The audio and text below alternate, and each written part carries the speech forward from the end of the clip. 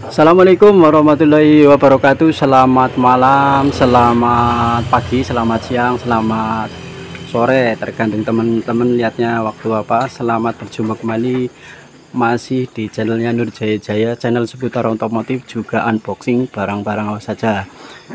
Di depan saya ini ada motor Jupiter MX punyanya Bapak Kiai Soleh. Saya berada di Ketanda Banyumas, teman-teman. Tadi sore ya saya dipanggil untuk menyervis motor Jupiter MX ini, katanya mati ya. Ini sudah saya betulkan ya, videonya silakan teman-teman lihat ya, itu yang dari awal mulai penanganan motor Jupiter MX ini, yang penyakitnya itu pada sepul. Nah, ini sepulnya sudah saya ganti. Nah, ini untuk kelanjutannya. Di sini saya mau mengedukasi, intinya ini untuk buat pemula saja ya teman-teman. Buat senior ya lihat saja. Oke, langsung saja ya. Di sini saya mau memberi tahu bahwa andaikan teman-teman mempunyai masalah pada seputar motor karburator ya, khususnya, dan itu berkendala pada pengapian, khususnya pada sepulnya ya teman-teman. Ini saya mau mentutorialkan bagaimana cara mengecek sepul yang masih bagus, yang masih bisa dipakai seperti apa, dan nanti untuk mencari setrum dari sepul bagaimana, dan untuk motor Jupiter MX itu pengapiannya bagaimana, seperti itu ya teman-teman. Saya awali dari motor dulu ya teman-teman. Ini motor tadi kan mogok ya, setrumnya pengisiannya itu nggak ada, jadi sepulnya itu ada salah satu yang short di dalam gulungan, seperti itu ya teman-teman. Oke, ini kan sudah jadi ya teman-teman, motor ini sudah jadi, sudah hidup, dan nanti saya akan mengurut dari mulai awal sampai motor ini bisa hidup bagaimana, seperti itu ya teman-teman. Saya mau menerangkan bagaimana jalur pengapian untuk motor Jupiter MX. Jika teman-teman menemui motor Jupiter MX dan yang mogok, awal kita mulai mengurutnya itu bagaimana, seperti itu ya teman-teman. Sekedar pengetahuan, ini untuk motor Jupiter MX itu arusnya arus DC, jadi bukan AC. Berbeda dengan motor-motor yang lain yang saya berikan salah satu contoh, motor Supra lama atau Grand ya, itu pakainya pengapian AC. Perbedaan AC dan DC itu maksudnya bagaimana? Kebetulan di sini saya ada bahan untuk sepul pengapian AC. Ini saya contohkan sepul pengapian AC seperti ini teman-teman ya. Untuk sepul pengapian AC itu gulungannya berbeda teman-teman ya. Ntar saya tunjukkan. Ini saya kasih contoh itu motor Grand Supra lama. Kalau pengapian AC itu gulungannya berbeda sendiri. Di sini pakai gulungan yang kecil ya, atau seperti rambut, gulungannya seperti ini, berbeda sendiri teman-teman. Beda dengan gulungan-gulungan yang lain pakai kawat email besar. Itu perbedaannya satu ya. Terus ini pasokan setrumnya itu single ya, dari sini nggak mengandalkan aki ataupun mengandalkan kiprok. Sedangkan pengapian DC itu mengandalkan dari pasokan setrum, dari terutama dari kiprok ya. Nanti saya tunjukkan. Ini yang namanya kiprok ya teman-teman, kiprok atau katap sama saja. Ini ada bahannya. Ini mengandalkan dari kiprok atau mengandalkan dari aki ya. Ini aki, jadi salah satu ya teman-teman. Jadi mengandalkan aki atau mengandalkan kiprok. Nanti saya jelaskan ya untuk urutan ini. Kemudian saya terangkan lagi untuk masalah pengapian DC. Tadi sudah AC ya. Jadi AC itu mengandalkan sepul sendiri. Jadi dari sepulnya ada sendiri. Pengapian DC itu seperti ini ciri-cirinya ya. Nah, pengapian DC itu sepulnya sama. Ini hanya untuk memasok untuk intinya ini charging ya, untuk memasok aki, untuk mengisi aki melalui kiprok, dan di kiprok nanti dibagi. Nah, di kiprok kan ada 4 ada 4 pin. Nanti saya tunjukkan di sini teman-teman. Ini yang sudah ada pada motor.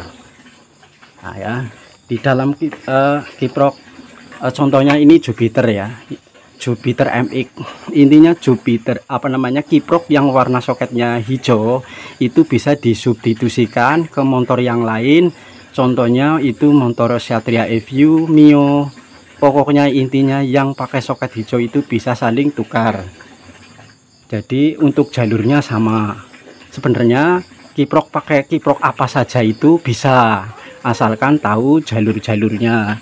Saya lepas soketnya teman-teman.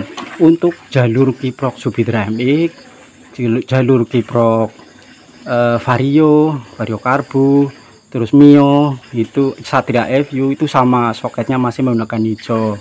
Jadi jalurnya seperti ini. Saya tunjukkan ya teman-teman. Jadi untuk arus pengisian itu warnanya putih, itu untuk Yamaha. Itu kalau motor yang lain mungkin beda lagi warnanya. Ini yang ada saja ya teman-teman. Intinya kalau soket hijau kita bisa masukkan sama-sama kiprok soketnya hijau, mau Vario, mau Satria Evu, mau Mio itu sama. Ini ada 4 pin. Perhatikan di sini ada 4 pin teman-teman ya.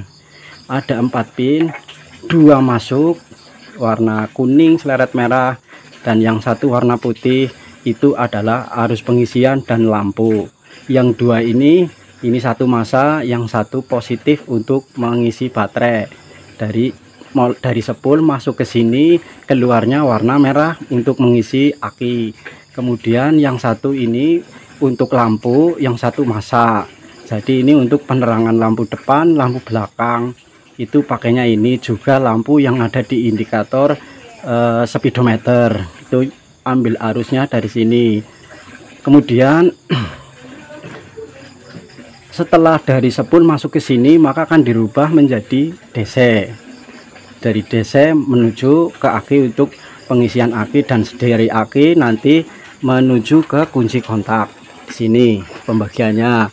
Jadi arus positif nanti masuk ke kontak, keluarnya warna coklat. Ini teman-teman, oh ini sudah diganti ya warnanya. Intinya ini keluarnya warna coklat. Oh ini yang masih ada ini ya teman-teman, perhatikan keluar coklat. Nanti dibagi ke instalasi seperti lampu sen, lampu klakson, dan lain-lain. Oke ya, ini sudah dari kiprok, dari sepul masuk ke kiprok, kemudian masuk ke aki. Terus jalurnya bagaimana untuk pengapian DC untuk motor Jupiter MX ini? Begini teman-teman ya, dari awal dari sepul ini kan sepulnya mati ya, ini sepulnya mati, tapi kita harus tahu itu, memastikan bagaimana memang benar-benar sepul itu mati. Caranya kita bisa menggunakan beberapa versi untuk mengecek sepul ini mati atau tidak teman-teman. Dan untuk pengecekan Vulser ini ya, ini untuk Vulser nanti saya kasih tahu caranya, beda lagi. Perhatikan soket yang ada di sini. Soket yang dari sepul menuju ke rangkaian kiprok itu ada 3 kabel teman-teman. Perhatikan ada 3 kabel. Yang satu ini di sebelah kanan masa, saya taruh seperti ini, menghadap seperti ini. Yang satu hitam identik Yamaha itu masa. Kemudian untuk yang kedua ini lampu untuk lampu, yang satu untuk pengisian. Saya mau mengecek dari yang mulai yang nggak pakai alat sampai yang pakai alat. Nanti saya tunjukkan ya teman-teman. Caranya saya menggunakan alat yang sederhana. Ini menggunakan kabel supaya kita mengetahui ini benar-benar sepulnya ada setrum atau tidak, seperti itu ya teman-teman. Caranya saya menggunakan seutas kabel seperti ini, yang saya sudah modifikasi menggunakan soket seperti ini. Ini secara manual, kita lepas dulu seperti ini, nggak lepas atau tidak dilepas juga enggak apa-apa, lewat belakang sini. Ini untuk mempermudah saja. Pertama saya mau mengecek arus sepul lampu. Ini untuk lampu ya teman-teman. Oke teman-teman, jika teman-teman mengeceknya ini dilepas, warna kabel hitam ini harus kita sambungkan ke masa ya. Jika kita tidak sambungan ke masa seperti ini, maka tidak akan muncul percikan bunga api teman-teman. Ini saya contohkan, ini tidak akan memercikan bunga api ya. karena di dalam spool ini tidak dikasih masa. Caranya supaya tahu, kita masukkan seperti ini. Nah, kita masukkan ke salah satu kabel, kita cek yang dari lampu dulu seperti ini ya, kita tancapkan, kemudian kita engkol mesinnya. Berarti keluar ini ya teman-teman ya. Itu ya, jadi spool yang lampu itu bagus. Kemudian berlanjut untuk mengecek bagian pengisian. Nah, seperti ini kita tancapkan ke kabel yang warna putih teman-teman. Nah, ini belum nancap ya. Nah, itu keluar ya. Ini saya tuh ya, keluar ya teman-teman ya. Besar apinya ya. Nah, berarti ini untuk spool pengisian dan spool lampu masih bagus. Kemudian kita gunakan lampu, bisa menggunakan lampu seperti ini. Kita taruh minnya di bodi seperti ini teman-teman ya. Oke, bebas kemana saja ya. Saya taruh di sinilah biar kelihatan ya. Nah, salah satu ujungnya kita tancapkan ke sini. Kita lihat lampunya tuh nyala ya. Untuk spool lampu bagus. Kemudian menuju spool pengisian. Nah, spool pengisian bagus. Oke ya, seperti itu caranya untuk mengecek spool. Namun jika salah satu enggak ada setrumnya, contohnya ini yang tadi enggak ada arusnya yang untuk pengisian, kemudian mau mengganti spool yang baru. Kalau yang baru itu mudah teman-teman ya. Kalau mau mengganti yang baru mudah, tinggal dilepas kita pasang. Namun jika teman-teman menggantinya itu barang second, bagaimana ini spool bagus atau tidak, tahunya bagaimana? Nah, saya nanti kasih tahu bagaimana cara mengecek spool yang masih bagus atau yang sudah rusak. Ini salah satu contoh spool yang sudah rusak ya. Cara mengeceknya, kita menggunakan alat yang namanya avometer, gunakan skala pada kilo ohm. Kemudian jika dilihat sekilas seperti ini spool masih bagus, dilihat sekilas kasat mata masih bagus. Namun ternyata pada saat dicek di mesin itu enggak keluar setrum ya teman-teman.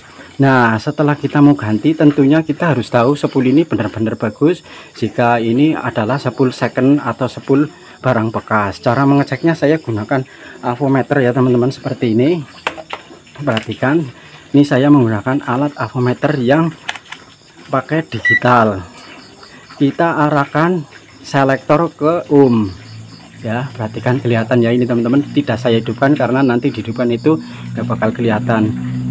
Nah, ini saya pilih yang ohm. Nah, seperti ini ya teman-teman, pilih ohm. Kemudian kita cek bagian. Nah, ini saya kasih contoh spool yang sudah mati ya teman-teman. Nah, ini untuk selektor untuk konektor ini yang sebelah kiri ini masa. Perhatikan, yang sebelah sini masa, yang tengah itu pengisian, yang sebelah ini lampu. Oke, saya cek ya teman-teman, ini spool sudah rusak teman-teman. Nah, perhatikan ya. Ini saya taruh di sini. Nah, seperti ini kelihatan ya teman-teman. Kelihatan ya. Untuk kutub negatif kita taruh ke masa yang sebelah kiri seperti ini. Nah,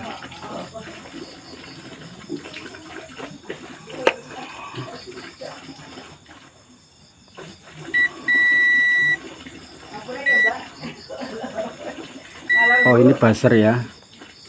Jangan yang ke buzzer, yang ke ohm. Nah, ini yang ke kilo ohm ya teman-teman. Nah, kutub negatif taruh sini, itu nanti akan muncul angka seperti ini teman-teman. Itu 40,8 sekian. Ini adalah short. Ini hambatannya banyak sekali teman-teman ya. Kemudian masuk ke sebelah. Nah, ini untuk spool yang bagus itu 0,000, sekian. 4 atau 5 itu adalah spool yang masih bagus. Ini untuk setrum lampunya masih bagus teman-teman ya. Yang tengah ini untuk pengisian ini udah short. Ini ya, tuh 39, sekian. Ini saya contohkan spool yang masih bagus teman-teman. Jadi spool, ciri-ciri spool rusak tadi di tes itu muncul angka banyak di sini intinya ya teman-teman. Kalau yang spool bagus itu 0000 sekian koma sekian. Ini contoh spool yang masih bagus, ini punya Vega ZR kalau nggak salah ya. Contoh ini saya kasih contoh teman-teman ya, spool yang masih bagus. Sama halnya ini masih bagus. Ini kalau mau mengganti ya teman-teman, tentunya teman-teman kan bingung ya kalau mau mengganti spool secondan ini masih bagus atau enggak, karena spool secondan kan tidak tahu itu awal mulanya dan kadang-kadang kelihatan fisiknya itu masih bagus. Nah, ini saya taruh di sini ya. Nah, seperti ini kelihatannya teman-teman. Ini saya masa taruh di masa, kemudian kini taruh yang utuh positif taruh di ujung. Aduh, nah perhatikan teman-teman ya, tuh pasti menunjukkan 00, sekian ya, tuh ya 000,5. Ini spool lampunya masih bagus, ini untuk pengisian 000 sekian. Ini spool, ciri-ciri spool yang masih bagus. Oke ya teman-teman, seperti itu ya teman-teman. Kemudian nanti saya akan tunjukkan untuk cara mengecek ini apa namanya, pulser ya. Dan untuk mengecek pulser itu tidak bisa dikonsletkan dengan bodi teman-teman, kita harus menggunakan lampu LED. Kita lepas seperti ini, kita masukkan lampu LED ya teman-teman. Oke, ini sudah saya sediakan lampu LED seperti ini teman-teman ya. Jadi untuk mengecek pulser bagus atau tidak itu caranya menggunakan LED seperti ini. Kita tancapkan bebas ya, mau bolak-balik bebas. Jadi tidak bisa kita menggunakan pengonsletan seperti yang untuk mengecek spool pengisian atau spool lampu. Nah, ini ciri-ciri pulser masih bagus. Tuh masih nyala ya teman-teman ya. Oke, nah saya balik. Tuh tanda-tanda pulser yang masih bagus. Terus menuju kita bagaimana jika kita ingin tahu ini kiproknya, spoolnya atau akinya. Nah, kalau motor yang masih bagus pengisiannya itu konektor aki salah satu dilepas itu motor akan tetap masih hidup teman-teman. Ini saya beri contoh ya, ini pengapian DC teman-teman, ini saya hidupkan teman-teman. Ini mesin hidup ya, ini dengan posisi rangkaian yang masih standar dari spool menuju kiprok menuju aki. Nanti saya akan tunjukkan teman-teman. Oke ya, ini saya tunjukkan dengan alat voltmeter. Nah, ini pengisian 13, sekian. Ini pengisian masih bagus ya teman-teman. Jika ingin mengetahui kiproknya masih bagus atau enggak, tinggal kita lepas salah satu konektor aki ini teman-teman ya, seperti ini contohnya ya. Untuk mengetahui apakah kiprok ini masih bagus atau tidak, tinggal lepas salah satu ini aja teman-teman, min atau plus. Nah, ini tanda ciri-ciri kiproknya masih bagus. Itu untuk mengecek yang paling mudah seperti ini teman-teman ya. Dan untuk mengetahui voltasenya overload atau enggak, pakai alat tester, pakai seperti ini atau pakai voltmeter. Ini ciri-ciri kiprok yang masih bagus seperti ini ya teman-teman caranya ya. Nah, ini saya tancapkan lagi. Ini pengisiannya masih bagus seperti ini teman-teman ya. Nah, jadi untuk mengecek aki masih bagus atau enggak gampang ya teman-teman.